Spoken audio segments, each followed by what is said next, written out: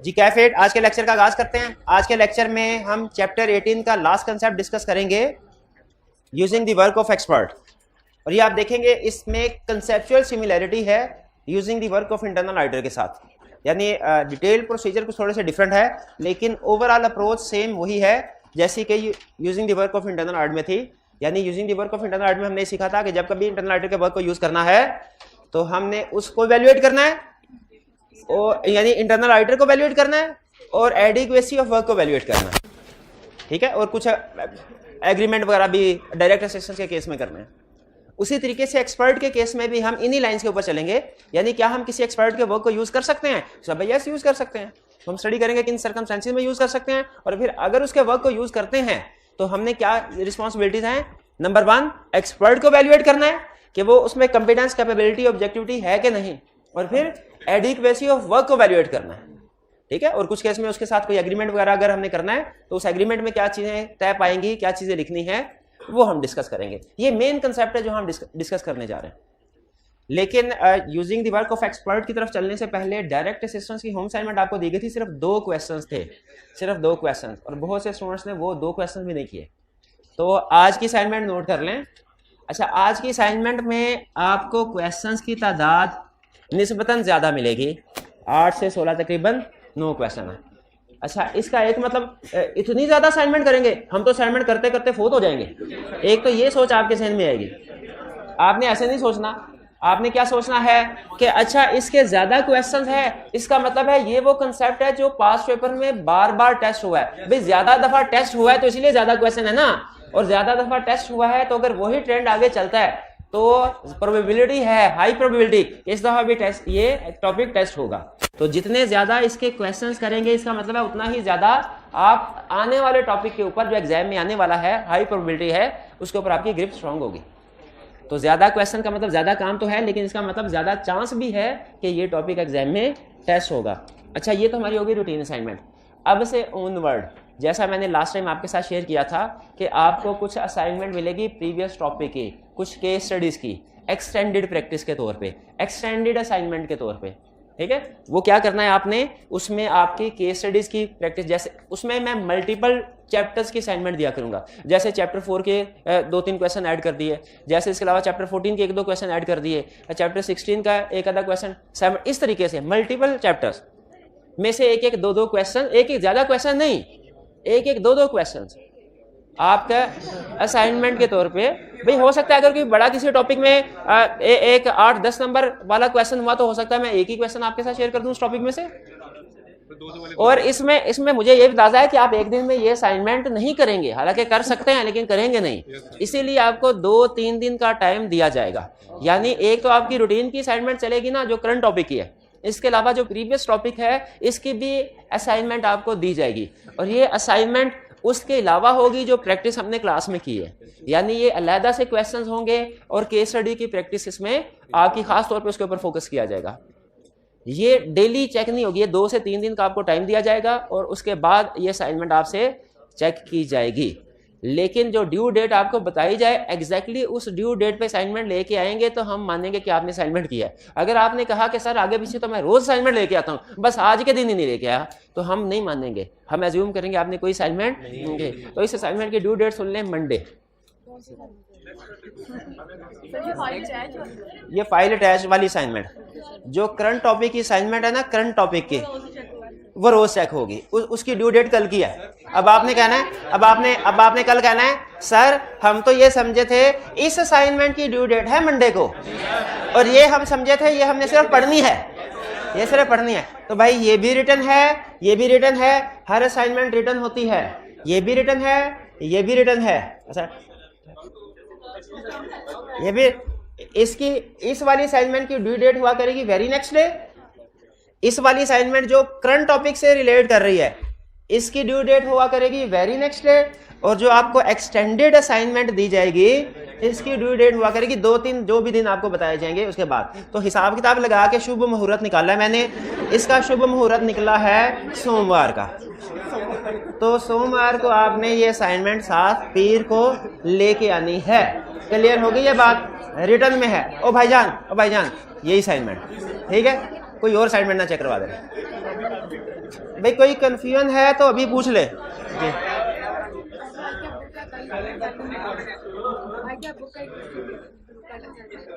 आई क्या की बुक का क्वेश्चन दिया था सर में? हाँ जी जी जी जी, वो डिस्कस करेंगे, अभी डिस्कस करेंगे, उसकी तरफ आना है। वो असाइनमेंट डिस्कस होगी आपकी जी। फाइल कहाँ से मिलेगी? मोबाइल निकालिए, मोबाइल निकाल, अब व्हाट्सएप चेक कीजिए। व्हाट्सएप आपको मैसेज है, आपसे एक लिस्ट सर्कुलेट करवाई गई थी ना, जिसमें आपने नहीं आपका मैसेज मिला है? आपको मैसेज मिला? आपने लिस्ट में नाम नंबर लिखवाया था? एक मिनट ठहर जाए, कल पे ना हल बता रहा हूँ, ठहर जाए जरा। और ठहर, पता चल गया आपका भी वही मसला है यार। टाइम जाया करते हैं आप। आपके पास असाइनमेंट पहुंची है? हैं? आपके पास असाइनमेंट पहुंची है? सर शाबाश, कोई तो माना असाइनमेंट पहुंची है ना। हाँ, तो सदका जारिया समझ के आगे जो इस असाइनमेंट को आगे 7 स्टूडेंट्स तक पहुंचाएगा, इंशाल्लाह रिजल्ट वाले दिन उसे 80 खबर मिलेगी। और एक स्टूडेंट था, उसने झूठ समझ के इग्नोर कर दिया। अगली बात समझ गए आप? तो शेयर कर, क्या मसला है? अगर 70% तक असाइनमेंट पहुंच गया, 30% तक नहीं पहुंचे, तो अल्टरनेटिव प्रोसीजर परफॉर्म कर लें और साथ वाले से असाइनमेंट ले लें।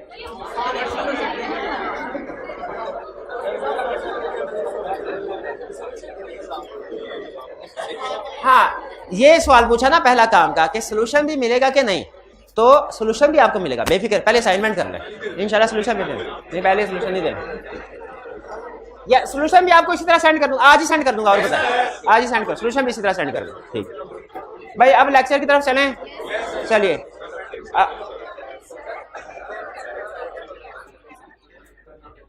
जल्दी बोल दे बहन जी, क्या कह रही हैं आप? जल्दी से बोल दे, टाइम कम है मेरे पास, जल्दी बोल दें अब।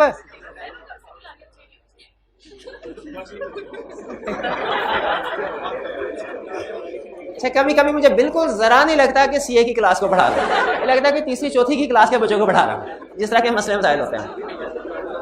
आ जाए हम इधर सामने। Question 6। Okay okay. On behalf of the engagement partner, provide appropriate guidance to Fahim to assist him in selecting the areas where direct assistance of internal auditors can be utilized. ठीक है, कुछ अंदाजा हो गया हमें डायरेक्ट असिस्टेंस के बारे में पूछ रहा है किन एरियाज में, लेकिन फिर भी बेहतर है एक दफा क्वेश्चन सारा पढ़ देते हैं, हो सकता है उसमें कोई नई इंफॉर्मेशन हो जिसका हमारे क्वेश्चन पे कोई इंपैक्ट आ रहा हो। कह रहा Faheem is the audit manager on audit of Blue Bell Limited BBL for the year ending 31 March 2018 which is in the planning stage. Audit planning stage पे है। BBL has a well established internal audit function which reports directly to audit committee. ये audit committee किसको कहते हैं? Board of directors का ही दूसरा नाम समझे। असल में बोर्ड ऑफ डायरेक्टर्स में से चंद एक डायरेक्टर्स मिलके ये ऑडिट कमेटी, ये एक सब कमेटी होती है, सब कमेटी, ठीक है, या सब ग्रुप का ले, डायरेक्टर्स का एक सब ग्रुप होता है। इसमें सारे डायरेक्टर्स शामिल नहीं होते, वो डायरेक्टर्स जिनकी अकाउंटिंग ऑडिट का नॉलेज अच्छा होता है वो ऑडिट कमेटी में शामिल हो जाते हैं। बहरहाल ऑडिट कमेटी में होते सारे डायरेक्टर्स ही हैं, लेकिन सारे डायरेक्टर्स ऑडिट कमेटी में नहीं होते हैं। तो वो कह रहा है ऑडिट कमेटी, तो इसका मतलब ये ना समझिएगा कि ये बोर्ड ऑफ डायरेक्टर्स को रिपोर्टिंग नहीं हो रही, ये बोर्ड ऑफ डायरेक्टर्स को ही रिपोर्टिंग हो रही है। कह रहा है staff of internal audit department have adequate level of competence and are members of professional counting bodies. यानी ऑब्जेक्टिविटी भी है, कॉम्पिटेंस भी है, इस लाइन में बता रहा है कॉम्पिटेंस भी है। कंसीडरिंग द अबव, उसने देखा ऑब्जेक्टिविटी भी है, कॉम्पिटेंस भी है, सिस्टमैटिक डिसिप्लिन अप्रोच के बारे में नहीं बताया, लेकिन नहीं बताया तो वो भी अज्यूम कर लेते हैं होगी। Considering the above, Fahim intends to engage internal auditors to perform audit procedure for certain audit areas. Fahim चाह रहा है कि इंटरनल ऑडिट वालों को इंगेज कर ले, अपने साथ इंगेज कर ले कि कुछ प्रोसीजर परफॉर्म कर दे। अब यहाँ पे हल्की सी इंडिकेशन तो मिल रही है कि खुद इंगेज करके प्रोसीजर परफॉर्म करवाने का मतलब डायरेक्ट असिस्टेंस की तरफ, लेकिन अभी पक्का नहीं पता, पक्का नहीं हुआ, अभी थोड़ी सी इंडिकेशन हमें मिली है। रिक्वायरमेंट में हमें पक्का कर रहा है। कह रहा है behalf of engagement partner provide appropriate guidance to Faheem to assist him in selecting the areas where direct assistance of internal auditors can be utilized। क्या बताइए कौन, अच्छा क्या एवेल्युएट करने को कह रहा है? नहीं, अच्छा इंटरनल ऑडिट को एवेल्युएट करने को नहीं कह रहा। ओके, फिर इसका मतलब है उसके वर्क की एडिक्वेसी को एवेल्युएट करने का, वो भी नहीं कर रहा। डायरेक्शन, सुपरविजन एंड रिव्यू कैसे करना है वो पूछ रहा होगा। क्या पूछ रहा है? किन एरियाज में डायरेक्ट असिस्टेंस यूटिलाइज कर सकते हैं। आउट ऑफ सिलेबस आ गया। नहीं, ये तो नहीं पढ़ा हुआ भाई, नहीं पढ़ा हुआ। वो जो कंसेप्ट आप कह रहे हैं ना कि पढ़ा हुआ है, वो पढ़ा हुआ है where direct assistance can not be use. एक मिनट, अच्छा ठीक है, मैं पूछ, मैं ठीक है समझ आ गई।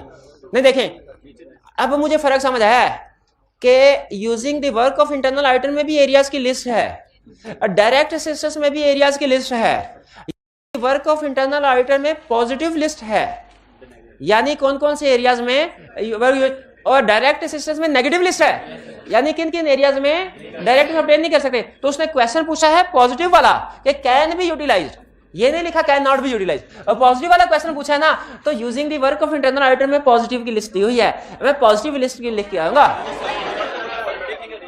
क्या मतलब, डायरेक्ट असिस्टेंस लिखेंगे। क्यों डायरेक्ट असिस्टेंस? और क्योंकि उसने क्लियरली क्वेश्चन में लिख दिया है डायरेक्ट असिस्टेंस। इसको अंडरलाइन करें, जब उसने खुद से लिख दिया डायरेक्ट असिस्टेंस, हमने डायरेक्ट असिस्टेंस के अंदर ही रहना है, यूजिंग में नहीं जाना।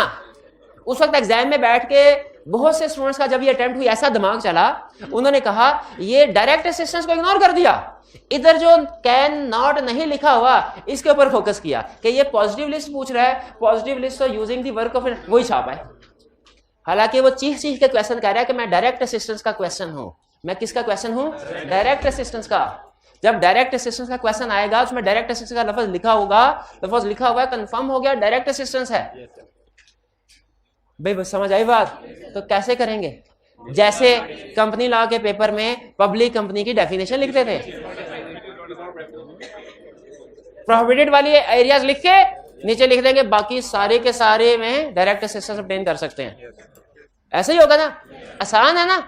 सुनाए फिर कौन से एरियाज है? आपने सुना? आप सुना लें, आप सुना लें। आप बैल मुझे मार, अच्छा भला उनकी तरफ जा रहा हो, सुनाए, शाबाश शाबाश शाबाश, हिम्मत करें, हिम्मत करें। जिसमें लो रिस्क होगा एनालिटिकल प्रोसीजर पर काम करेंगे, जिसमें अनाउंस प्रोसीजर, अनअनाउंस प्रोसीजर और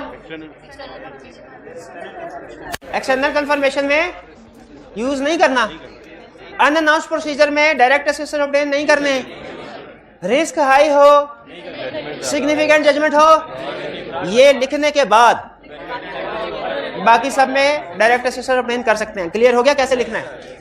तो देखिए ये इस तरह का आई कैप घुमाने की, ये आई कैप की घुमाने की मासूमाना कोशिश थी, लेकिन आप घूम गए। तो एग्जाम में बैठ के इस तरह का अगर उल्टा पलटा के क्वेश्चन पूछे तो घबराने की जरूरत नहीं होती, थोड़ा सा ओपन माइंड के साथ सोचें कि क्या पूछ रहा है, क्या लिखना है। इस क्वेश्चन जी 4 लाइन 6 नंबर के एक लाइन का 1.5 नंबर होगा सकता है। हाँ फैक्टर्स कौन से हैं? हाँ जी बिल्कुल, ऊपर वाले फैक्टर्स लिखे, बिल्कुल उससे ऊपर फैक्टर्स भी है ना। हाँ, और फैक्टर्स ऊपर 2 लाइनें आपने डिलीट कर दी है ना, कल मैंने करवाई थी, वो नहीं लिखनी। हाँ पूछा एरिया का लिखे, क्योंकि मार्क्स ज्यादा है इसलिए पहले फैक्टर्स लिखें बाद में एरिया लिखें। Next question 7, state the matters to be documented by external auditor if, ये तो मैं भी बता दूंगा ना ना ना ना, मैं नहीं आज पढ़ के आया ये question. State the matters to be documented by external auditor if he uses the internal auditor for providing direct assistance। अब फिर देखिए डायरेक्ट, हालांकि डॉक्यूमेंटेशन तो using the work of internal audit में भी है और डॉक्यूमेंटेशन डायरेक्ट असिस्टेंस में भी है। हमें कैसे पता चलेगा कौन सी लिखनी है? दोनों ही लिख दें। क्वेश्चन चीख के कह रहा है कि मैं डायरेक्ट असिस्टेंस से आया हूं, क्या डायरेक्ट असिस्टेंस वाले लिखेंगे ना? आसान है ना डायरेक्ट असिस्टेंस वाले? बताइए फिर कौन से? रिव्यू द वर्क परफॉर्म, ये लिखा, डॉक्यूमेंट करेंगे किसने वर्क, जो who reviewed the work, who perform the work. हाँ हु रिव्यूड द वर्क, जो कि इंटरनल ऑडिटर ने परफॉर्म किया। और 1 मिनट है ये, evaluate objectivity and competence of internal audit function, nature and extent of, और डिसीजन कौन से डिसीजन के बेसिस ऑफ डिसीजन, कौन से डिसीजन के वर्क टू बी परफॉर्म, ठीक है। और वर्किंग पेपर डॉक्यूमेंट करने हैं कि नहीं? कोई एग्रीमेंट किए थे, एग्रीमेंट किनके साथ किए थे? Authorised representative of directors internal auditor के साथ, और कोई नहीं बोलेगा। इंटरनल ऑडिटर के साथ जो एग्रीमेंट करते हैं उसमें क्या चीजें तय करते हैं? Using the using the work of internal auditor में जो ऑडिटर के साथ चीजें डिस्कस करते हैं वो कौन कौन सी हैं? लेवल ऑफ कॉन्फिडेंस, ऑब्जेक्टिविटी, आपने क्वेश्चन को गौर से नहीं सुना। Using the work of internal auditor में जो इंटरनल ऑडिटर के साथ चीजें डिस्कस करते हैं वो कौन कौन सी हैं? शाबाश, वो कह रहे हैं कोई भी नहीं है, ये हाल है। और वो पीछे वो भी उसकी हाँ में हाँ मिला, कह रहा है कोई भी नहीं है। अच्छा, पहले ये कह रहा था, अब कह रहा है साइंसदान बैठे हैं सारे। अब भाईजान ये मैटर है जो डिस्कस करता है, ये डायरेक्ट असिस्टेंस का क्वेश्चन नहीं है, ये using the work of internal auditor का है। 2 दफा using the work of internal auditor बोला है। उसमें मैटर डिस्कस करते हैं क्या नहीं इंटरनल ऑडिटर के साथ एडवांस में? कौन से मैटर्स हैं? Nature of work to be perform, timing, materiality, sample size, sample selection method, review procedure. बिल्कुल ठीक है, ये वो कंसर्ट पूछ रहा हूँ। आप में से कितने स्टूडेंट्स हैं जो ब्रेनस्केप के ऊपर रिवीजन कर रहे हैं, प्रैक्टिस कर रहे हैं, याद कर रहे हैं साथ साथ? ये कितने स्टूडेंट? ये ले 8-10 है। और फिर आखिरी महीने में आपने कहना है कि सर ये याद नहीं हो रहा। ये आखिरी महीने में थ्योरी का सब्जेक्ट बड़ा होता है, ज्यादा कंसेप्ट होते हैं, आखिरी महीने में याद नहीं होता, शुरू में याद करना पड़ता है। ब्रेनस्केप से नहीं करना, ना करें गोली मारी, इसको किताब से कर लें, याद तो करें, साथ साथ याद करना शुरू करें। ब्रेनस्केप क्या है यार? भाई आप मैंने मेरा है सिर्फ कल छुट्टी नहीं की, आपके पिछले 50 दिनों से छुट्टी कर रहे हैं। बस ठीक है, थैंक्स। हाँ, मेंटीमीटर भी बिल्कुल मैं प्लान कर रहा हूं, लेकिन पहले आप काम करना शुरू करेंगे ना तो फिर मैं भी काम करना शुरू करूंगा। अब आप काम करते नहीं और मैं रातें जाग जाके काम करता ना, वाह क्यों, मैं क्यों ना समझता हूँ, मैंने पढ़ लिया जितना पढ़ा, मैं याशी करने का टाइम। अगर आप में से 80% से ज्यादा स्टूडेंट्स ने असाइनमेंट 1 की हुई ना मंडे को, तो फिर इंशाल्लाह मंडे से ही हम मेंटीमीटर स्टार्ट कर देंगे। लेकिन अगर आपने ये नहीं करके आए तो फिर कोई मेंटीमीटर नहीं, मैंने कोई और मैंने आपको माइंड मैप भी देना, ठीक है, माइंड मैप भी कोई नहीं, माइंड मैप भी सिर्फ उस स्टूडेंट को मिलेंगे जो असाइनमेंट करके आएगा, और मेंटीमीटर भी उन्हीं स्टूडेंट्स की मौजूदगी में होगा जो असाइनमेंट करके, बाकी स्टूडेंट को क्लास से बाहर निकाल देंगे हम। एंड पे करवाते हैं ना तो क्लास से बाहर भी हो जाए तो कोई मसला नहीं है, लेक्चर तो पूरा हो गया, बट ठीक है ना करके ऐसा। जो असाइनमेंट करके आएंगे उन्हें ही प्रीमियम सर्विसेज मिलेंगी, जो असाइनमेंट नहीं करके आएंगे वो हमारे सौतेले स्टूडेंट है, उनके साथ मैं सौतेली माँ जैसा शुरू करूँगा, ना करके असाइनमेंट।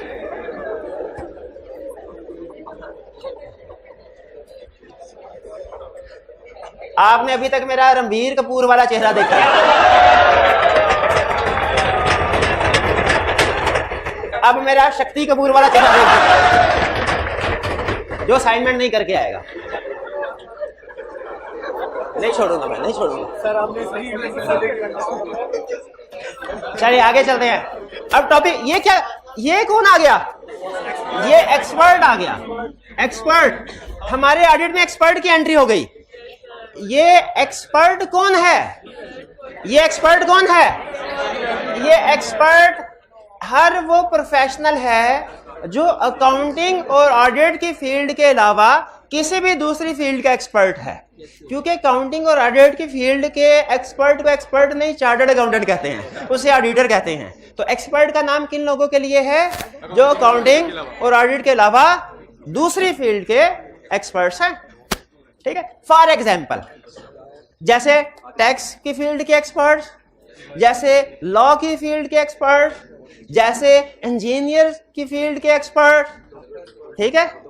तो ये सारे लोग अपनी अपनी, और भी एग्जांपल्स हैं, जैसे एक्चुअरियल कैलकुलेशंस करने के लिए बाज़ औक़ात फाइनेंस के एक्सपर्ट्स, सीएफए, ठीक है, फाइनेंस के एक्सपर्ट्स वो भी एक्सपर्ट है। वैल्यू जो क्या करते हैं, प्रॉपर्टी की वैल्यू करते हैं, प्रॉपर्टी की वैल्यू, प्रॉपर्टी होती है उसकी वैल्यूएशन करते हैं, ये सारे एक्सपर्ट हैं। ये कौन है एक्सपर्ट? अच्छा, ये एक्सपर्ट हमारे ऑडिट में क्या करने आए? ये हमारी हेल्प करने के लिए आए। क्या ये एक्सपर्ट हमारी हेल्प कर सकते हैं? यस। याद रखिए, अगर क्लाइंट, रूल बता रहा हूं, अगर क्लाइंट फाइनेंशियल स्टेटमेंट्स प्रिपेयर करते हुए उसे किसी ऐसी एक्सपर्टीज की, ऐसी सर्विसेज की ज़रूरत पड़े जो अकाउंटिंग और ऑडिट के अलावा हैं, तो मैनेजमेंट उसके लिए हो सकता है एक्सपर्ट की सर्विसेज को यूज़ करे, और हम एज ऑडिटर, चूंकि हम अकाउंटिंग और ऑडिट के तो एक्सपर्ट हैं, बाकी फील्ड के एक्सपर्ट नहीं है, तो हम एविडेंस तो ऑब्टेन करना है, तो हम उसके लिए फिर एक्सपर्ट को इंगेज करते हैं, एक्सपर्ट के वर्क को यूज़ करते हैं। ये बात समझ आई? समटाइम फिर से सुन लीजिए, समटाइम फाइनेंशियल स्टेटमेंट्स को प्रिपेयर करने के लिए अकाउंटिंग और ऑडिट का नॉलेज काफ़ी नहीं होता, बल्कि अकाउंटिंग और ऑडिट के अलावा कुछ दूसरी एक्सपर्टीज की भी ज़रूरत पड़ती है। फॉर एग्जांपल, अगर क्लाइंट के ऊपर इनकम टैक्स अप्लाई हो रहा है, तो फिर टैक्स की कैलकुलेशन, इसके लिए कोई टैक्स कंसल्टेंट होता है। कुछ देखें, याद रखिए, आप सोच रहे होंगे चार्टर्ड अकाउंटेंट भी टैक्स एक्सपर्ट होते हैं, समटाइम एक्सपर्ट होते हैं, समटाइम नहीं होते। लाजमी नहीं कि हर चार्टर्ड अकाउंटेंट टैक्स का एक्सपर्ट हो। तो अकाउंटिंग और ऑडिट, तो इसी तरह अगर क्लाइंट के खिलाफ कोई लीगल केसेस चल रहे हैं, तो फिर कौन से एक्सपर्ट की जरूरत पड़ेगी? लॉयर की। इसी तरह अगर client significant IT system use कर रहा है, कौन से एक्सपर्ट की जरूरत पड़ेगी? आईटी कंसल्टेंट की, आईटी एक्सपर्ट की। इसी तरह अगर क्लाइंट ने कोई मशीनरी की रीवैल्यूएशन करवाई है या मशीनरी की यूजफुल लाइफ रिवाइज करवाई है, तो इंजीनियर की जरूरत पड़ेगी, जो हमें मशीनरी को चेक करके बताएगा इसकी वैल्यू क्या है या इसकी लाइफ कितनी हो सकती है। इसी तरह सबसे बड़ी एग्जांपल जो आईकैप बार बार टेस्ट कर रहा है, अगर क्लाइंट की कुछ प्रॉपर्टी है, उसे क्लाइंट ने रीवैल्यूड अमाउंट पे शो करवाया, तो उसकी मार्केट वैल्यू, उस प्रॉपर्टी की मार्केट वैल्यू क्या है, इसके लिए किसी एक्सपर्ट वैल्यूअर को इंगेज किया जाता है। तो ये वो कुछ एक एग्जांपल्स हैं जिनमें हमने सीखा कि फाइनेंशियल स्टेटमेंट प्रिपेयर करते हुए अकाउंटिंग और ऑडिट के अलावा कुछ दूसरी स्किल्स की भी जरूरत पड़ सकती है। अब पहले नंबर पे याद रखिएगा, ये जरूरत पड़ी मैनेजमेंट को। दूसरे नंबर पे जरूरत ऑडिटर को पड़ी है, पहले नंबर पे ऑडिटर को जरूरत नहीं पड़ी। पहले क्योंकि मैनेजमेंट ने फाइनेंशियल स्टेटमेंट्स प्रिपेयर करनी है, हमने तो चेक करना है फाइनेंशियल स्टेटमेंट ठीक है कि नहीं, तो पहले नंबर पे मैनेजमेंट ने एक्सपर्ट को एंगेज किया होगा। लेकिन उसके लिए वर्ड यूज स्टैंडर्ड कहता है कि एक्सपर्ट यूज किया मैनेजमेंट ने for preparation of financial statements. जब हम एक्सपर्ट यूज करते हैं तो उसका मकसद क्या होता है? To obtain audit evidence. ये फर्क ध्यान में रखिएगा। तो मैनेजमेंट ने किसी एक्सपर्ट को एंगेज किया, अगर तो हमें लगे कि वो एक्सपर्ट सारे क्राइटेरिया पे पूरा उतरता है, कॉम्पिटेंट है, कैपेबल है, ऑब्जेक्टिव है, तो फिर हम उसी एक्सपर्ट के काम को चेक कर सकते हैं, उसी एक्सपर्ट के काम को चेक कर सकते हैं। लेकिन अगर हमें लगे ये इंडिपेंडेंट नहीं है, ये ऑब्जेक्टिव नहीं है, ये करंटली या पास में मैनेजमेंट का एम्प्लॉय रहा है, तो फिर ऐसे एक्सपर्ट के वर्क को यूज नहीं करते। फिर क्या करते हैं भला? न्यू एक्सपर्ट अपॉइंट करते हैं अपना, शाबाश, जो कि हमारा ये क्राइटेरिया पूरा करता हो। तो समझ लगी एक्सपर्ट कौन है, और ये समझ लगी एक्सपर्ट किन किन एरियाज में हम यूज कर सकते हैं। ठीक है, तो हम एक क्लाइंट पे गए, वहां पे हमने देखा इनमें से कोई एक एरिया एप्लीकेबल था, तो एक्सपर्ट को यूज करना है कि नहीं करना।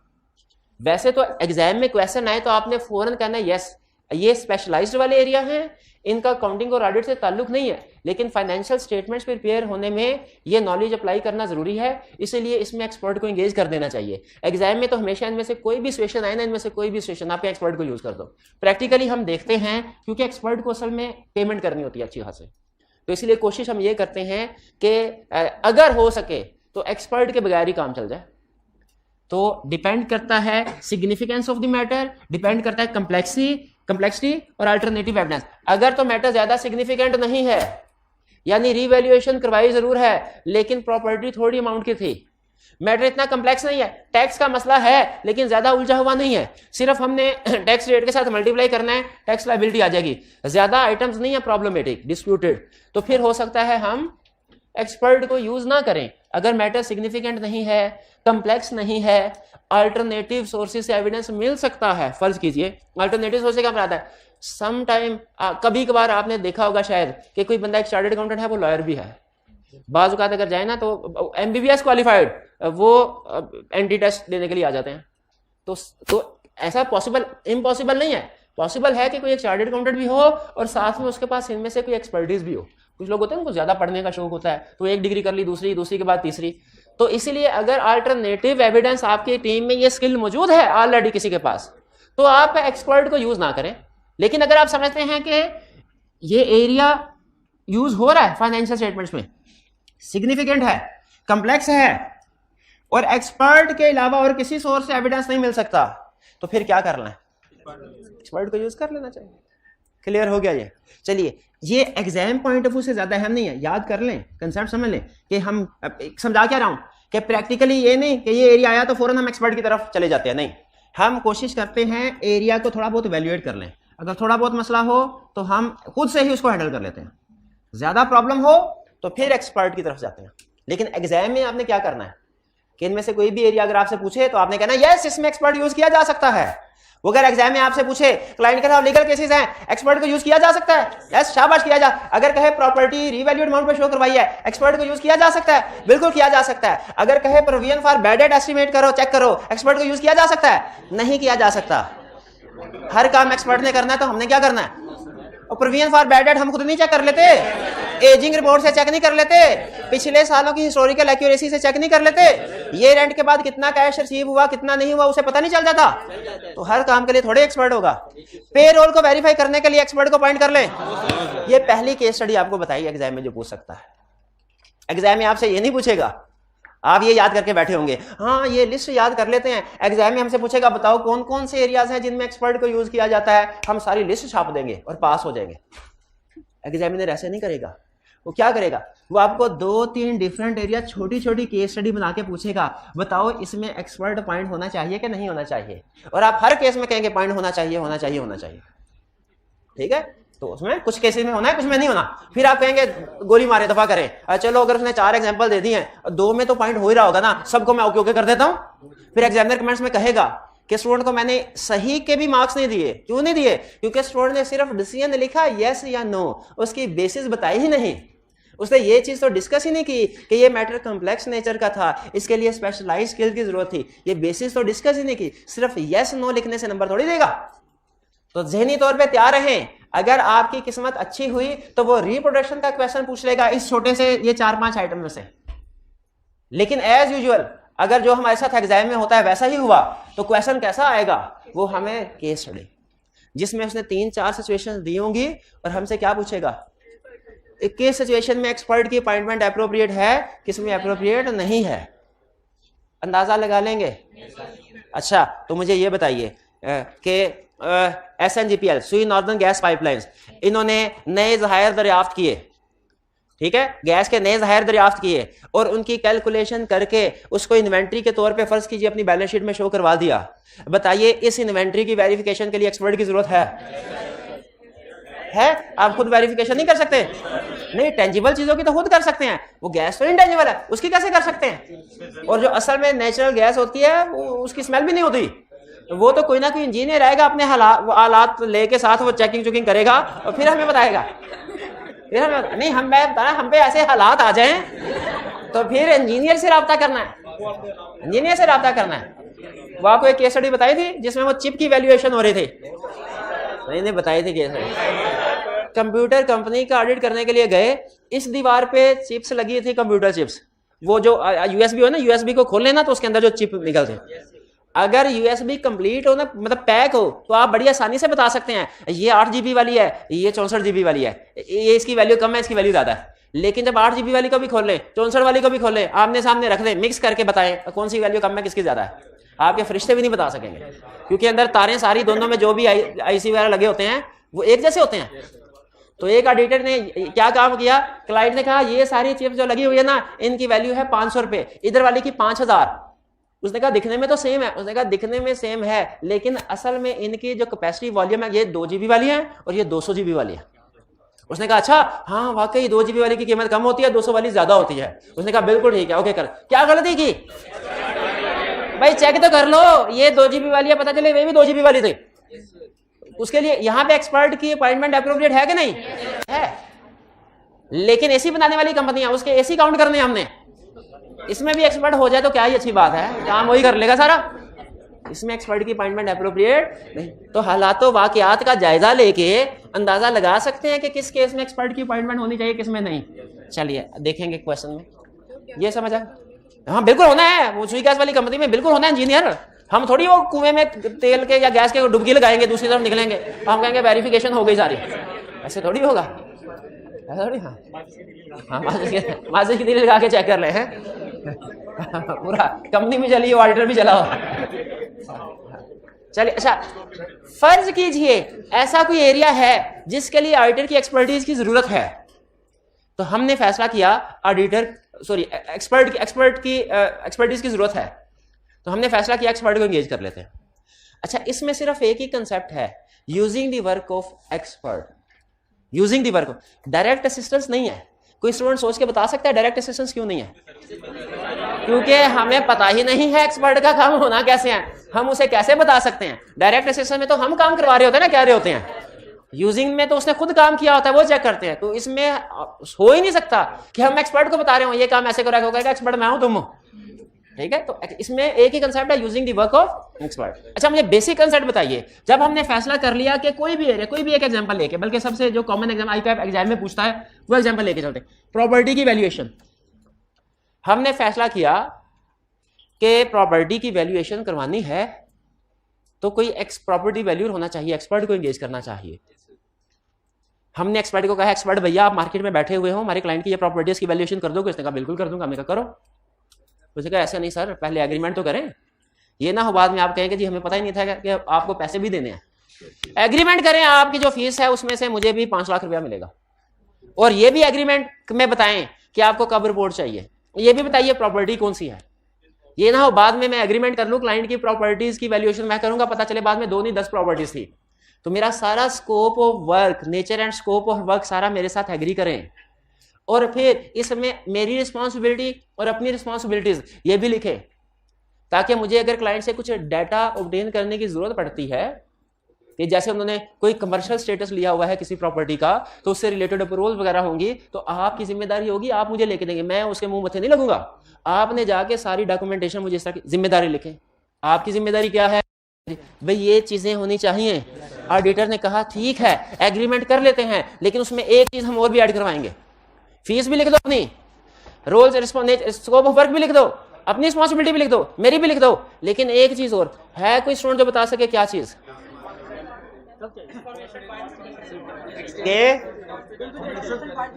शाबाश, इंफॉर्मेशन बाहर किसी को शेयर नहीं करें, कॉन्फिडेंशियलिटी रिक्वायरमेंट्स, कॉन्फिडेंशियलिटी रिक्वायरमेंट्स दे दीजिए नाम 50 रुपए, मुझे कोई एतराज नहीं है, मैं लेके नहीं आया। वो मेंटीमीटर होंगे तो फिर आदत पड़ेगी ना रखेंगे। आप असाइनमेंट ही नहीं करते, असाइनमेंट नहीं करते, मेंटीमीटर नहीं होता, मेंटीमीटर नहीं होता, प्राइस नहीं होता। प्राइस लेने आया था, मैं ऑनलाइन तो एक्सपर्ट ने कहा बिल्कुल ठीक है एग्री कर लेते हैं, एग्रीमेंट हो गया। उसके बाद एक्सपर्ट ने एग्रीमेंट हो गया, उसके बाद एक्सपर्ट ने वैल्यूएशन की, एक रिपोर्ट बनाई कि ये 200 मिलियन इस प्रॉपर्टी की वैल्यू है। रिपोर्ट हमें दी, हमने उस रिपोर्ट में कहा कि हम तो अकाउंटेंट है ना, अकाउंटेंट को नंबर से ही कंसर्न होता है। 200 मिलियन करंटली 150 मिलियन के प्रॉपर्टी खड़ी है, 200 मिलियन पे लाना है, 50 मिलियन की एडजस्टमेंट डाल दी। क्लियर हो गया? इस सारे प्रोसेस में एज ऑडिटर मैंने क्या क्या गलती की? सबसे पहले एक्सपर्ट को जज ही नहीं किया। स्टैंडर्ड कहता है एक्सपर्ट को जज करो। फिर और क्या गलती की? एक्सपर्ट को जज करने से मुराद यही है कि उसकी कॉम्पिटेंस, कैपेबिलिटी, ऑब्जेक्टिविटी देखना, सारी चीजें आगे। उसके काम की एडिक्वेसी को भी नहीं देखा, उसकी रिपोर्ट को एज इट इज यूज कर लिया। स्टैंड कहता है ना ना ना ना, जब भी किसी एक्सपर्ट के वर्क को यूज करोगे, आपने using the work of expert से पहले 2 काम तो कम से कम लाजमी करने, और भी काम है लेकिन 2 काम तो लाजमी करने। एक उसको वैल्यूएट करना है, काम को वैल्यूएट करना है। तो ये देखिए, पहले बड़े टास्क हम देख लें कि क्या करने होते हैं। स्टेप नंबर 1, जब कभी if he uses work of expert, अगर इनमें से कोई एरिया आ गया हमारी फाइनेंशियल स्टेटमेंट्स में और मैटर कॉम्प्लेक्स है और कोई रास्ता नहीं, एक्सपर्ट को एंगेज करना ही पड़ेगा, फैसला कर लिया एक्सपर्ट को एंगेज करेंगे। If auditor uses work of expert, उसकी क्या रिस्पॉन्सिबिलिटी है? एक ये रिस्पॉन्सिबिलिटी है, दूसरी ये रिस्पॉन्सिबिलिटी है, तीसरी ये रिस्पॉन्सिबिलिटी है, चौथी ये रिस्पॉन्सिबिलिटी है। पहली क्या रिस्पॉन्सिबिलिटी है? Valuate competence, capability, objectivity of expert. Expert को वैल्यूएट करो। ये वैसा ही है जैसा इंटरनल ऑडिट फंक्शन को वैल्यूएट किया था, लेकिन अल्फाज में फर्क है। इंटरनल ऑडिटर में हमने वर्ड यूज किए थे competence, objectivity, systematic and disciplined approach. यहां पे फ्रेज यूज कर रहे हैं competence, capability and objectivity. Approach, systematic and disciplined approach, हमारी बुला जाने क्या होती है उसकी अप्रोच, वो क्या टेक्निकल चीजें करता है। क्लियर हो गया? इसमें हमने उसको एक्सपर्ट को वैल्यूएट किया। दूसरा बड़ा काम क्या करना है? उसके वर्क को चेक करना है एडिक्वेट है कि नहीं। और ये बड़ी अजीब बात है, हम कब से, ऑडिटर कब से इस काबिल हो गया कि एक्सपर्ट के वर्क की एडिक्वेसी को चेक कर सके? क्या चेक कर सके? इसके ऊपर अभी बात करते हैं, इसके ऊपर डिस्कशन करते हैं। पहले मुझे बताइए, ये तो बड़ी रिस्पॉन्सिबिलिटी से एग्री करते हैं इंटरनल। ये तीसरा काम क्या है? Obtain agreement. क्या एक्सपर्ट के साथ एग्रीमेंट होना चाहिए? एक्सपर्ट के साथ एग्रीमेंट होना चाहिए भाई, ताकि पता चले क्या स्कोप एंड ऑब्जेक्टिव वर्क क्या है, क्या काम करना है, एक्सपर्ट को पता है। जिस तरह कभी दो पार्टीज के दरमियान में जब कभी कोई ना कोई एग्रीमेंट होता है, एग्जैक्टली उसी तरह यहां पे भी एग्रीमेंट होगा। और आपने अगर कॉन्ट्रैक्ट एक्ट पढ़ा हुआ है तो आपको पता होगा कि हर कॉन्ट्रैक्ट में पार्टी ए और पार्टी बी दोनों की रिस्पॉन्सिबिलिटी लिखी होती है, प्रोमिसर और प्रोमिसी दोनों की। तो यहां पे रिस्पॉन्सिबिलिटीज ऑडिटर की भी लिखी होगी, एक्सपर्ट की भी। फॉर्म ऑफ रिपोर्ट, रिपोर्ट का फॉर्मेट क्या होगा, रिपोर्ट कब दी जाएगी, डेडलाइन क्या है, वगैरह वगैरह। ऐसा ना हो रिपोर्ट की डेडलाइन क्लाइंट से एग्री की है 20 मार्च और एक्सपर्ट कहे मैं 25 मार्च को रिपोर्ट दूंगा, या फॉर्मेट ऐसा हो जो हम पढ़ ही ना सके। ठीक है, तो फॉर्मेट, टाइमिंग, रिपोर्ट वगैरह एग्री करेंगे। और कॉन्फिडेंशियलिटी रिक्वायरमेंट्स, क्योंकि क्लाइंट की कॉन्फिडेंशियल इंफॉर्मेशन पास ऑन हो रही है, थर्ड एक्सपर्ट बाहर हाल ऑडिटर नहीं है, थर्ड पार्टी है। तो हम चूंकि स्टैंडर्ड ने इजाजत दी है एक्सपर्ट को एंगेज कर सकते हैं, लेकिन हम उसे कहेंगे भाई जो क्लाइंट के मैटर्स तुम्हें तक पहुंचे कॉन्फिडेंशियल रखने हैं तुमने। 4 हो गए। ये समझ आ गया क्या है? ये भी आ गया क्या है? ये भी आ गया क्या समझ? Obtain understanding of field of expert, ये क्या चीज है? देखेंगे उसका काम, फील्ड ऑफ एक्सपर्ट, उसकी फील्ड की थोड़ी बहुत देखिए, अंडरस्टैंडिंग कह रहा है, डिटेल टेस्टिंग नहीं कह रहा। मोटी मोटी नॉलेज ले ले उसकी फील्ड की, कि उसकी फील्ड में काम कैसे होता है, उसकी फील्ड में काम कैसे होता है। ठीक है, बेसिक अंडरस्टैंडिंग। अगर आईटी एक्सपर्ट है तो किस तरीके से काम करते हैं, ठीक है, लॉयर्स हैं वो किस तरीके से काम करते हैं।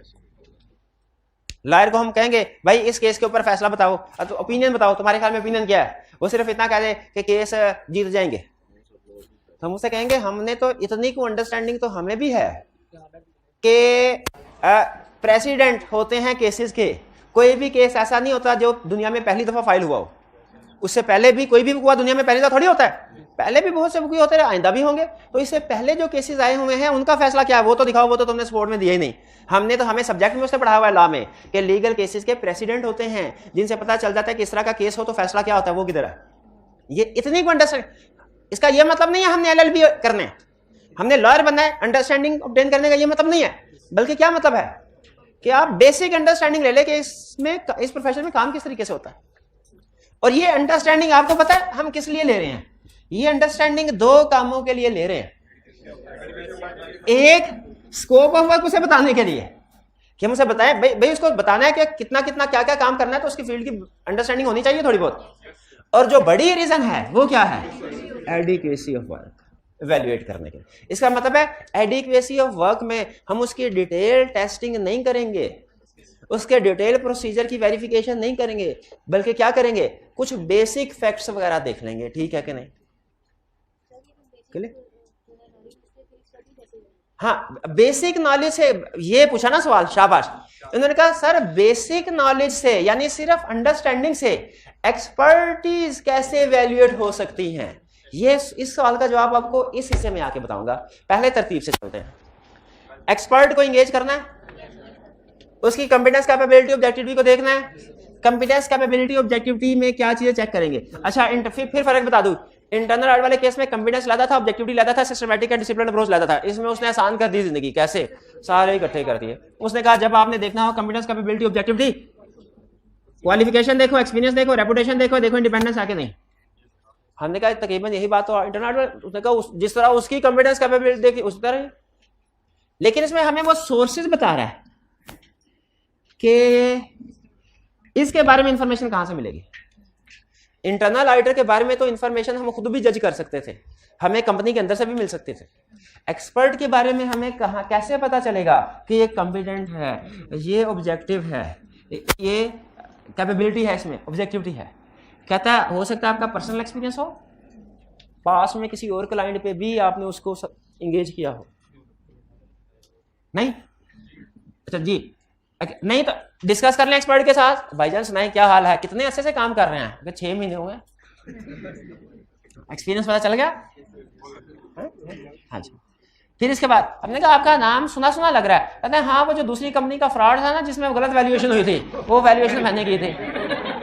पता चल गया, ठीक है। अच्छा, डिस्कस करें एक्सपर्ट के साथ, किसी भी बंदे के साथ या वो अदर राइटर किसी के साथ भी डिस्कशन करें ना, तो आपको 5 मिनट में पता चल जाता है वो बंदा किस लेवल का है, वो अल्फाज किस तरह के इस्तेमाल कर रहा है, वोकैबुलरी क्या है, उसकी अंदाज क्या है, उसका जो तजर्बेकार लोग हैं ना वो जान लेते हैं। तो ऑडिटर जान लेगा एक्सपर्ट के साथ डिस्कस करके कि इसका लेवल क्या है। वो ना बताए तो इससे भी कोई ना कोई मैसेज मिल जाता है कि क्यों नहीं बता रहा हमें कुछ अपने बारे में, क्योंकि कुछ छुपाने वाली चीज है, ठीक है। Publish paper books of expert, देखिए अगर एक्सपर्ट ने कोई बुक्स पब्लिश की हैं तो इसका मतलब है वो ज्यादा कॉम्पिटेंट है। ग्लोबली ये समझा जाता है कि जो प्रोफेशनल बुक्स वगैरह पब्लिश करते हैं उनका कॉम्पिटेंस लेवल हाई होता है। प्रोफेशनल बॉडी की एफिलिएशन है कि नहीं किसी के साथ, अगर प्रोफेशनल बॉडी के साथ जिस तरह अकाउंटेंट की बॉडी प्रोफेशनल बॉडी है क्या, उससे तो एक्सपर्ट्स की भी होती है, तो अगर उनके साथ एफिलिएशन करवाई है तो फिर ये प्लस पॉइंट है कि माइनस प्लस पॉइंट है। तो इस तरीके से इन सोर्सेस हमने कॉम्पिटेंस कैपेबिलिटी ऑब्जेक्टिविटी वैल्यूएट कर ली। इसके बाद अगर आपको या तो पता चलेगा एक्सपर्ट कॉम्पिटेंट कैपेबल ऑब्जेक्टिव है, या पता चलेगा नहीं है तो क्या करें, छोड़ दो। और अगर पता चले कॉम्पिटेंट है, ऑब्जेक्टिव है, अगले लेवल पे चले। अगला लेवल क्या है, अंडरस्टैंडिंग उसकी फील्ड, अंडरस्टैंडिंग काम करवाना है उससे, तो थोड़ा बहुत खुद भी तो पता होना चाहिए, तो अंडरस्टैंडिंग उसकी फील्ड करें। एग्रीमेंट कर लें, किस लिए, पता चले खास तौर पे एग्रीमेंट में कौन सी चीजें एग्री कर रहे हैं ये नोट कर लें। और आखिरी काम एडिक्वेसी को वैल्यूएट करना है। अब ये कंसेप्ट कि बेसिक अंडरस्टैंडिंग से हम एक्सपर्ट के वर्क को कैसे चेक कर सकते हैं। देखिए, इसके जानने के लिए, सवाल का जवाब जानने के लिए आपके लिए ये जानना जरूरी है कि हम असल में चेक करते क्या है। आपने एक मॉडल स्टडी किया हुआ है, ये input, processing, output, financial statement, internal control. हम आउटपुट चेक करते हैं, इनपुट चेक करते हैं, प्रोसेसिंग चेक करते हैं, क्योंकि हम इस फील्ड के एक्सपर्ट हैं, फाइनेंशियल स्टेटमेंट्स की फील्ड के एक्सपर्ट है। अच्छा, मुझे बताइए एक्सपर्ट भी इसी मॉडल के मुताबिक काम कर रहा होगा कि नहीं? उसे कुछ ना कुछ सोर्स डाटा दिया जाएगा। क्या दिया जाएगा? सोर्स डाटा दिया जाएगा। सोर्स डाटा से क्या मुराद है कि सर ये हमारी प्रॉपर्टी है, इतना एरिया है, इस जगह पे वाकया है, इसकी वैल्यूएशन करनी है, यह सोर्स डाटा। फिर इसके बाद कुछ उसका अपना सोर्स डाटा के साथ कुछ अजम्पशंस भी उसे बताई जाएंगी, सोर्स डाटा होगा, अजम्पशन, फिर सोर्स डाटा और अजम्पशंस की मदद से वो कुछ टेक्निकल प्रोसीजर परफॉर्म करेगा, रॉकेट साइंस लगाएगा, वो अपने कुछ मॉडल, ये वैल्यूएशन, वो वैल्यूएशन, इसको इससे मल्टीप्लाई किया, उससे डिवाइड किया, जो भी उसकी डिटेल कैलकुलेशन है। इंजीनियर है तो वो अपने देख रहा होगा, वो एक एक नट बोल्ट पेज का सब वगैरह उसका हिसाब किताब लगा के उसकी रिपोर्ट। वैल्यूअर है तो इसी तरीके से वो डिफरेंट उसकी कैलकुलेशन चल रही होंगी, और एंड पे आके फिर एक रिपोर्ट दे देगा कि सर ये हमारी फाइनल रिपोर्ट है आपके लिए, ये इसमें वैल्यूएशन इतनी आई है जो प्रॉपर्टी की थी। तो बेसिकली एक्सपर्ट के काम में 4 स्टेप्स हैं, बेसिकली 3 है, इनपुट, प्रोसेसिंग, आउटपुट। इनपुट में 2 चीजें, एक सोर्स डाटा और एक अजम्पशन। फिर प्रोसेसिंग है, फिर आउटपुट। आउटपुट में क्या है? रिपोर्ट, उसकी फाइंडिंग्स, उसके कंक्लूजन्स। रिपोर्ट, उसकी फाइंडिंग, उसके कंक्लूजन। इसमें बताइए सबसे मुश्किल चीज क्या है? सबसे मुश्किल चीज जिनका क्वेश्चन था, आप बताइए। इन 4 में मुझे 2 सवालों के जवाब देने हैं। पहला, सबसे मुश्किल चीज कौन सी है, और दूसरा, सबसे अहम चीज कौन सी है? सबसे मुश्किल चीज कौन सी है? ये प्रोसेस, ये जो उसने प्रोसीजर परफॉर्म किया है, इस इनपुट के ऊपर जो प्रोसीजर, सबसे मुश्किल। और सबसे अहम क्या है? रिपोर्ट। अच्छा, मुझे बताइए हमने क्या चारों वेरीफाई करने हैं? नहीं, हम ये नहीं कर सकते वेरीफाई। हमने ये करना है, ये सोर्स डाटा भी कर सकते हैं, अजम्पशन भी कर सकते हैं। तो आप देखेंगे जो प्रोसीजर है ना, प्रोसीजर, ये इसमें ना मैं की जो अहम लफ्ज है ना उनको हाईलाइट कर रहा हूं। वैसे तो एक्यूरेसी, कंप्लीटनेस, रेलेवेंस, रीजनेबलनेस, लेकिन पूरी लाइन है, याद पूरी लाइन करनी है, लेकिन मोस्ट इंपोर्टेंट वर्ड हाईलाइट कर रहा हूं। Source data, assumptions, finding and conclusion. Note कर लीजिए, सोर्स डाटा को कवर कर रहा है एडिक्वेसी में कि हमने चेक करना है नोट कीजिए assumption को कवर कर रहा है, हमने चेक करना है। नोट कीजिए फाइंडिंग एंड कंक्लूजन यानी रिपोर्ट को कवर कर रहा है। और ये भी नोट कीजिए detailed procedure working complex operations को वेरीफाई करने को स्टैंडर्ड हमें नहीं कह रहा, इसलिए कि हम नहीं कर सकते। तो ये जो तीन चीजें है ना, इनकी वेरिफिकेशन हम बेसिक अंडरस्टैंडिंग की बेस पे कर सकते हैं, इनकी नहीं कर सकते। इसके लिए हमें खुद एक्सपर्ट बनना पड़ेगा जो रिक्वायर्ड नहीं। यहां पे स्टूडेंट कहने लगे सर आपने कहा ये हम वेरीफाई नहीं कर सकते, ये बात समझ आती है, हम भी एग्री करते हैं, लेकिन आपने कहा ये 1 2 3 चीजें वेरीफाई कर सकते हैं, हमारा ख्याल है ये भी नहीं कर सकते। जरा एग्जांपल से एक्सप्लेन करें। सुने, explain with the help of example. सुने, सबसे वही एग्जांपल लेते हैं कि आपकी फेवरेट सबसे ज्यादा प्रॉपर्टी की वैल्यूएशन। क्या हम ये चेक कर सकते हैं कि जिस प्रॉपर्टी की वैल्यूएशन की गई है, जो जितने एरिया की वैल्यूएशन की गई है, क्या क्लाइंट उतने ही एरिया का मालिक है? क्या वो प्रॉपर्टी क्लाइंट के नाम पे ही है? क्या वो उसी जगह पे है जिस जगह पे ओनरशिप डॉक्यूमेंट्स में लिखा हुआ है? यही सोर्स डाटा यूज हुआ ना वैल्यूएशन में। ये चीजें चेक कर सकते हैं। कैसे चेक कर सकते हैं? उस प्रॉपर्टी के टाइटल डॉक्यूमेंट से। उसमें ओनर का नाम भी लिखा होता है, एड्रेस भी लिखा होता है किस जगह पे, एरिया भी लिखा होता है, उसका कितना covered area. Source data, assumptions.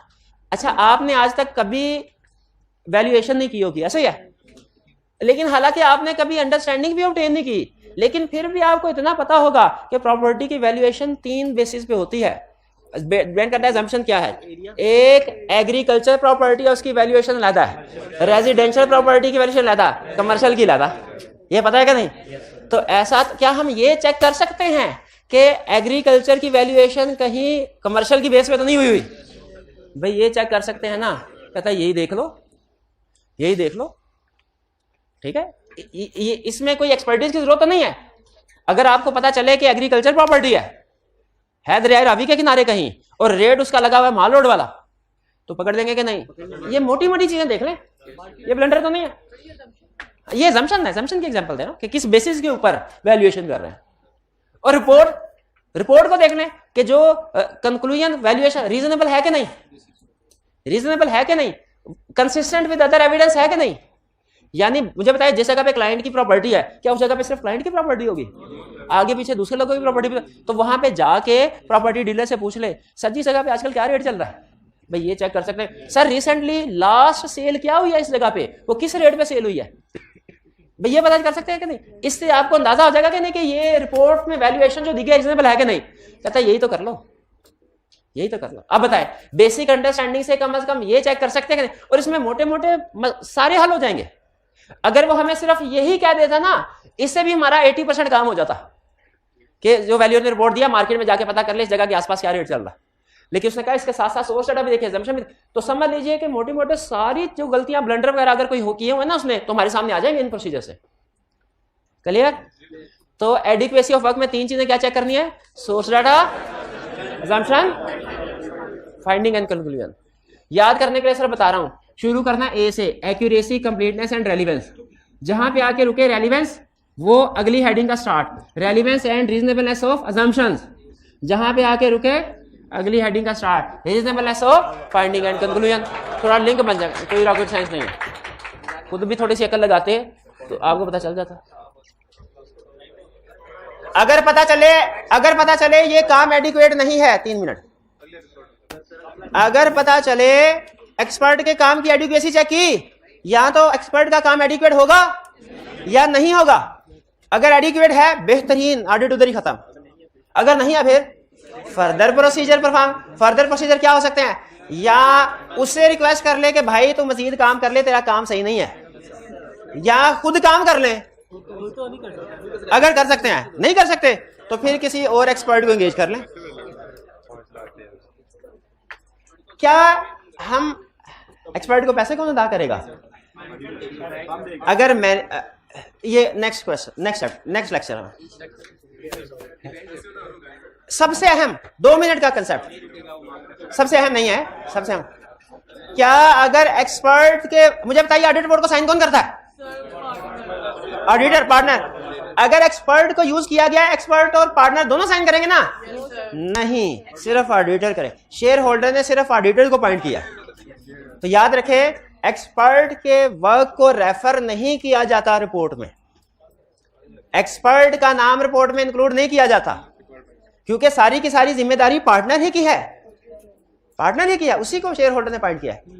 लेकिन 2-3 सर्कमस्टेंसेस हैं जिनमें एक्सपर्ट का नाम रिपोर्ट में यूज कर सकते हैं। अच्छा, आपको पता है एक्सपर्ट का नाम मना क्यों है रिपोर्ट में लिखना? इससे ऐसे लगता है जैसे पार्टनर अपनी रिस्पॉन्सिबिलिटी शिफ्ट कर रहा है एक्सपर्ट पे, कि बाकी की ऑडिट का मैं जिम्मेदार हूं, प्रॉपर्टी की वैल्यूएशन का इसने किया, ये जिम्मेदार है। हालांकि फाइनेंशियल स्टेटमेंट्स की ओवरऑल रिस्पॉन्सिबिलिटी ऑडिटर ने एक्सपर्ट को एंगेज किया है। और मजे की बात बताऊं आपको, अगर कल को साबित हो जाए एक्सपर्ट ने रिपोर्ट गलत दी थी, फांसी किसको लगेगी? एक्सटर्नल वर्ल्ड ऑडिटर को फांसी लगाएगी। ऑडिटर फिर उसके बाद एक्सपर्ट को पकड़ेगा कि भाई मेरा तेरा एग्रीमेंट हुआ था, सही काम नहीं किया तूने। फांसी के बाद, हाँ फांसी लग जाएगी, उसके बाद आएगी, कोई मसला नहीं, उसकी आत्मा आ जाएगी। नॉट एक्सपर्ट का रेफरेंस रिपोर्ट में नहीं दे सकते अनलेस रिक्वायर्ड बाय लॉ। हाँ, एक चीज आपको पता है, अगर रिपोर्ट में अगर मिस स्टेटमेंट वगैरह हो तो उसको एक्सप्लेन करते हैं कि नहीं रिपोर्ट में? अगर फाइनेंशियल स्टेटमेंट में मिस स्टेटमेंट हो, अनमोडिफाइड ओपिनियन देते हैं, मॉडिफाइड मॉडिफाइड में क्या रीजन बताते हैं कि नहीं?